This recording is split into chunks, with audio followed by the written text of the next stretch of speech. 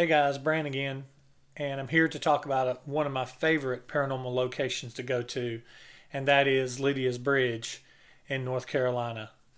Check it out.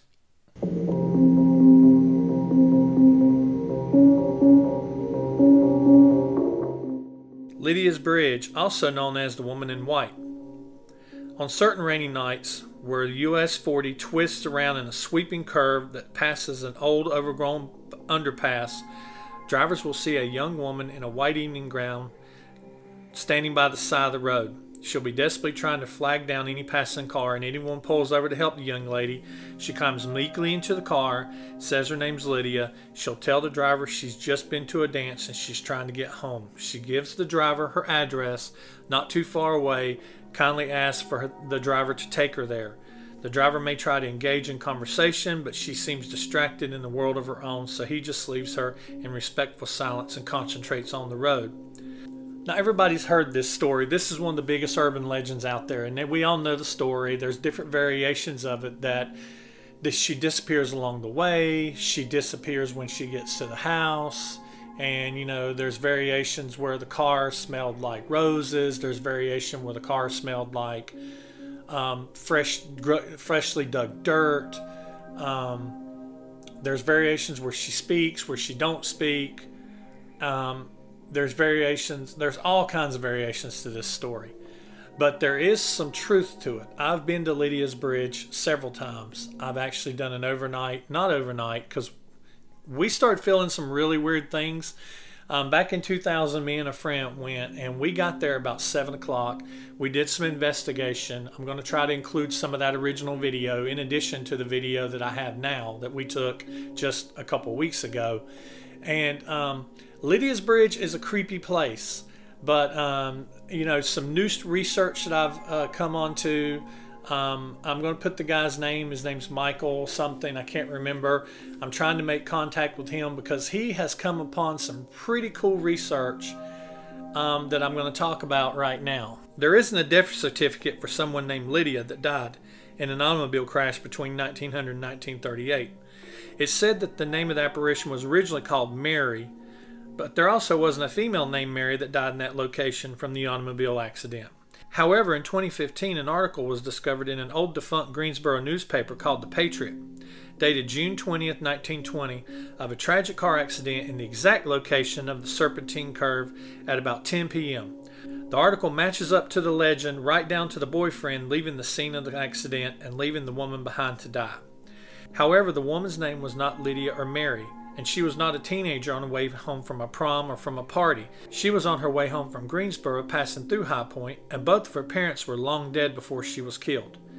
She was thrown from the car and hit her head on the concrete and died almost instantly. But the timing, era, location, and specific details of the accident leave no doubt that this woman who died at this location shortly before the sightings began is the woman in white we know as Lydia.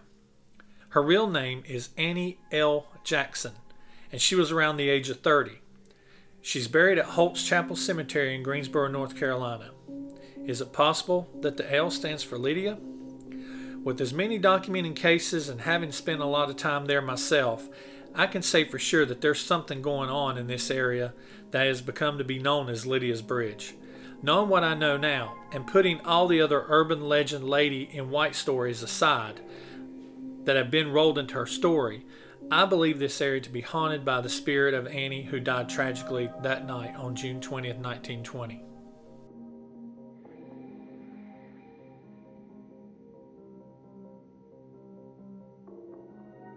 The story is now that the ghost of Lydia will walk when the road was still down here, she was seen down around here. Whenever they rerouted the road to behind us there, she would go up and walk on the side of the roads, and she'd be seen on a rainy night because it was supposedly a rainy, stormy night. And that's where this is where kind of the urban legend of the lady on the side of the road originated from. It originated from Lydias Bridge right here in High Point, Jamestown, North Carolina.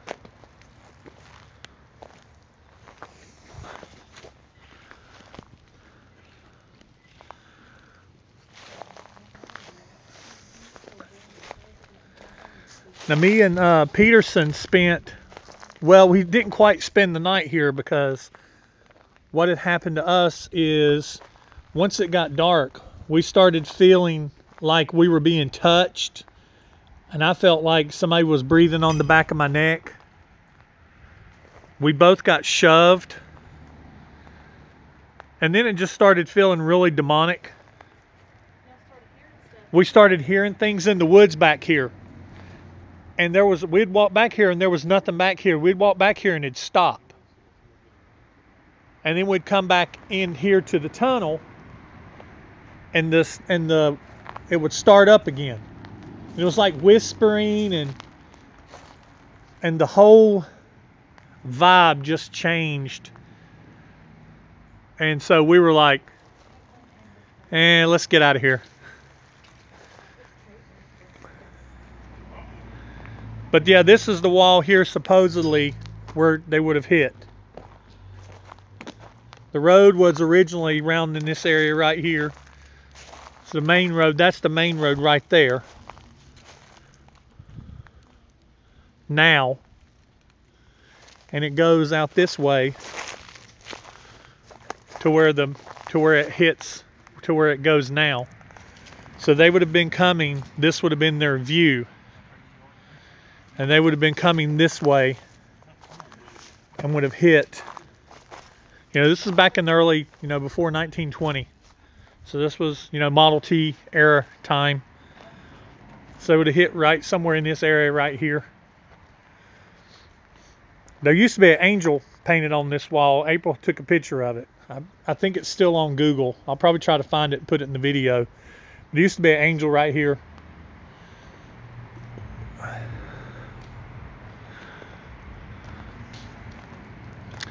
But it's real heavily graffitied now. It's a real popular spot for people to come hang out. When you're walking in the tunnel, it's got that nice echo.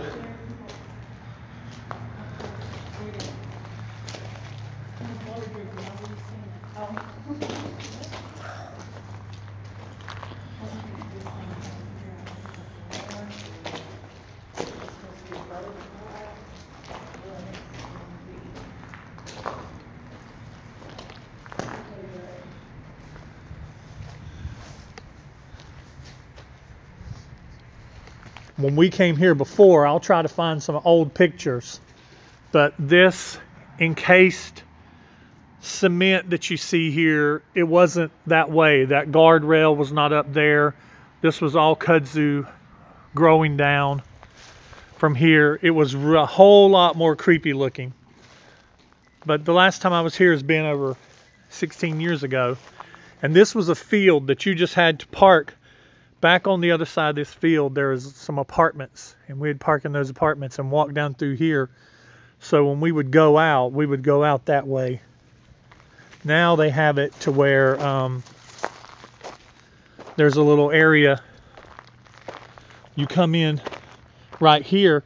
It's actually a little bit easier to get to now. It's kind of nice. I'm sure they use this just to be able to service the power station as access for it. But here's a little bit of a back view, so you can see it as a whole. And this is the back side. They would have been coming this way. But there's the rerouted overpass over there. That's where the main road is now, that would have originally come down through here.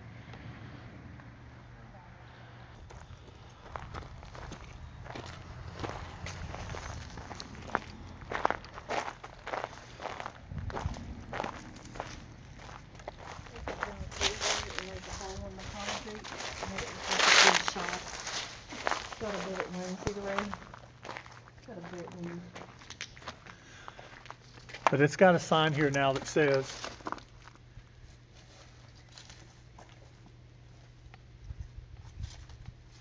railroad bridge span was rebuilt as part of a 9-mile project to reinstall double track on the North Carolina Railroad. The original bridge was built by Southern Railway. In 1916, the bridge upgrade and double track project was constructed through partnership between the North Carolina Railroad Company, North Carolina Department of Transportation, and the Suffolk Northern Norfolk Southern Railway. So it looks like that was done back in 2009. So it was, it was just a few years ago, but it's been done since the last time I was here. So that's why this is probably, it looks like, if you ask me, it looks like on this side that none of this is original, because if you look, this has been recently added. All of this cement was not here. And if we go into the bridge, you can see where the concrete changes. It changes from here, and this is all smooth. But if you look right here, there's a big, huge seam. And then the roof changes to a grooved roof. See that? So the original bridge from here out is not original. From this point here out is not original. It's been added on. It's where they made the track above us a double track. So the original bridge is from this point of this seam going this way.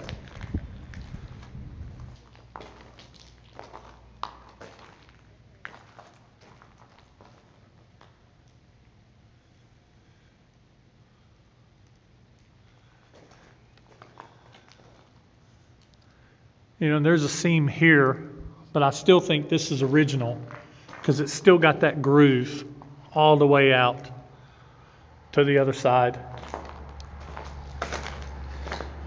And I think this out here is original because the grooves go all the way to the end.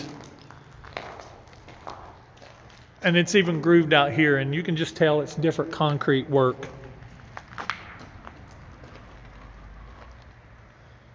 Than the rest.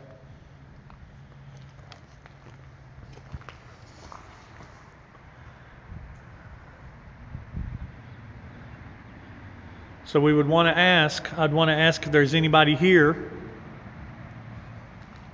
I stand still. If there's anybody here that wants to say anything.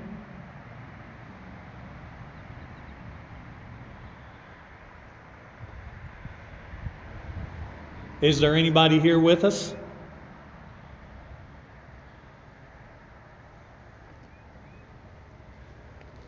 Is Lydia here?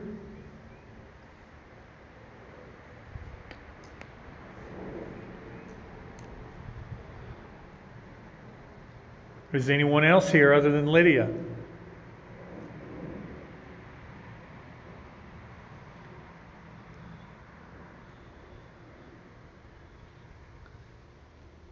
If you are, you can speak into this device I have. It won't hurt you. It just will record your voice so you can be heard.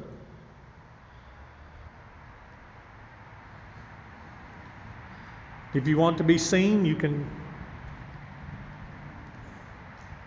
feel free to show yourself and appear.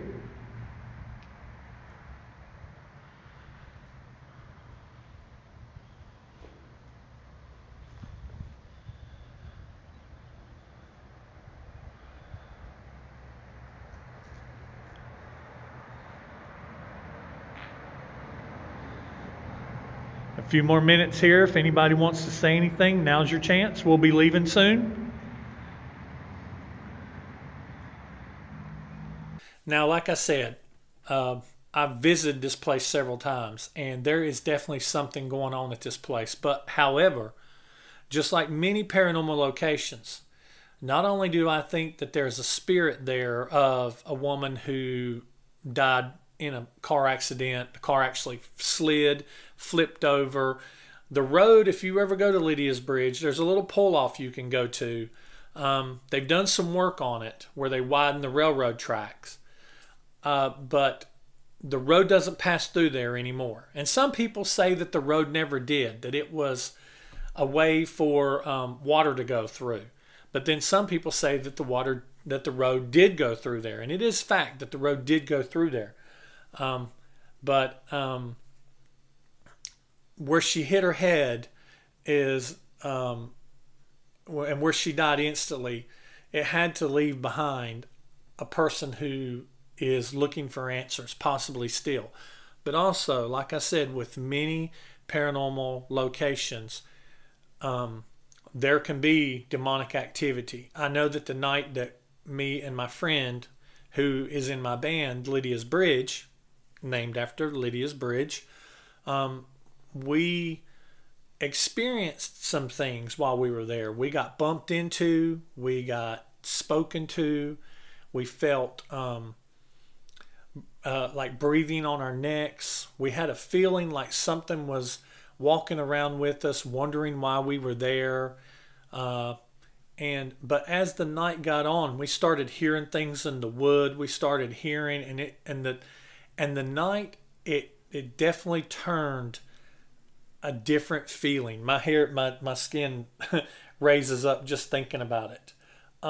It turned more evil and more sinister, to the point where both of us was like, yeah, we need to get out of here, because we weren't about trying to contact with any demons or anything like that. We were just trying to make contact with Lydia, or just at least experience some things.